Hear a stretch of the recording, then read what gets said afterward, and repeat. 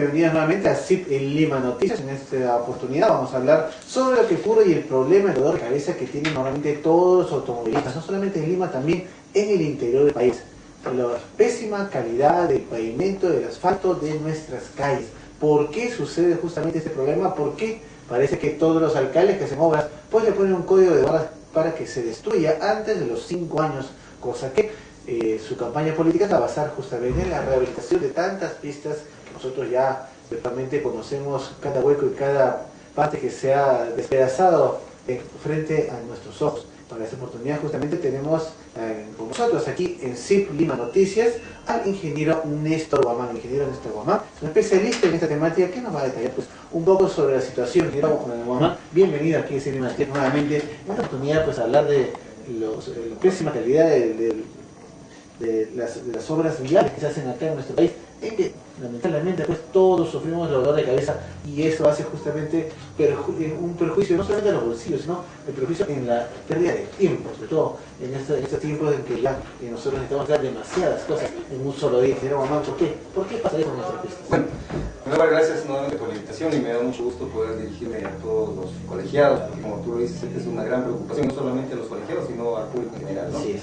Fíjate, esto de los pavimentos es un gran problema realmente, pero pienso que el punto de partida de la dificultad para poder hacer una buena técnica de los pavimentos está en que se elaboran los proyectos.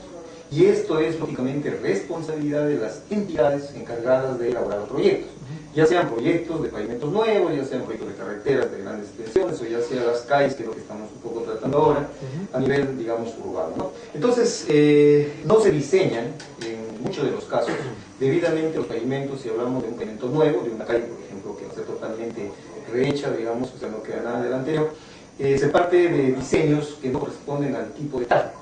Y dentro de la especialización, digamos, de que tenemos nosotros en el área de los pavimentos asfálticos, básicamente, y también en los pavimentos hidráulicos o rígidos, se tiene muy en cuenta el tipo de tráfico. Tenemos este tipo de tráfico: el tráfico liviano, el mediano y el pesado. Si tú diseñas una calle, por ejemplo, para que pase un tipo de vehículo de tráfico liviano, digamos un auto, una camioneta que no sobrepasa las 2-3 toneladas, y diseñas para un pavimento de tráfico liviano y mañana pasa por ahí un tremendo camión, un tremendo tráiler cargado con cemento, con fierro, los mixes con concreto, te van a destrozar esa calle. Entonces es uno de los motivos por los cuales las calles no duran la vida útil para las que fueron diseñadas, ¿no? Entonces esto parte de las entidades, eso es la entidad, por qué no se diseña en función de cómo va a ser utilizada esa calle. Un poco esa es la política actual, ¿no? En que no hay una estrategia de planificación, bueno, que ya sabemos que a nivel nacional eso se aplica a nivel micro, y si cada autoridad se efectivamente, ¿no? Y entonces, si no podemos construir todas las calles, diseñar todas las calles para tráfico pesado, ¿por qué las municipalidades no hacen planos, digamos, no hacen catastros, ¿no?, de calles especiales para donde pueda circular el tráfico pesado, ¿no? Últimamente yo veía algunas publicaciones en los diarios indicando, por ejemplo, que la municipalidad va a restringir determinadas zonas de tráfico pesado para que ingrese zonas de centro y zonas con problemas de tráfico. Pero el problema no es tanto de tráfico, claro que congestiona el tráfico pesado. El problema es qué hacemos para que no se destruyan los pavimentos, ¿no? Entonces, otra recomendación: primero, un buen diseño; segundo, hacer un catastro de calles por donde pueda circular ese tráfico pesado. Si la policía o quien controla que los vehículos pesados no circulen por calles de tráfico liviano, pues tendrán que aplicar la ley, porque esa destrucción de los pavimentos definitivamente incide pues en el bolsillo de todos nosotros, de todos los peruanos, porque al final somos nosotros quienes pagamos, digamos, estas obras. Ahora, eso si hablamos de una obra nueva. Si hablamos de obras de rehabilitación, que es lo que se hace en todo el Perú, y específicamente en Lima, tú recordarás el año pasado, el gran problema que tuvimos cuando se hacían las rehabilitaciones de todas las calles por la famosa APEP, ¿no? En donde nosotros, como Colegio de Ingenieros, como Consejo Departamental de Lima, denunciamos que las rehabilitaciones, como siempre, se estaban haciendo mal hechas y que por lo tanto no iban a tener la durabilidad que realmente correspondía a una rehabilitación y a los costos que se están generando. ¿Por qué? Porque no se estaban aplicando tampoco las técnicas adecuadas para una buena rehabilitación. Por ejemplo, hablamos de la avenida Arequipa. La avenida Arequipa pues, es una de las mayores arterias de tránsito en nuestra ciudad, comunica Lima con Miraflores y todo el sur, virtualmente en la ruta de entidades públicas y privadas, que ha sido rehabilitada, pero hay algunas fallas técnicas en cuanto a sus diseños, ¿no?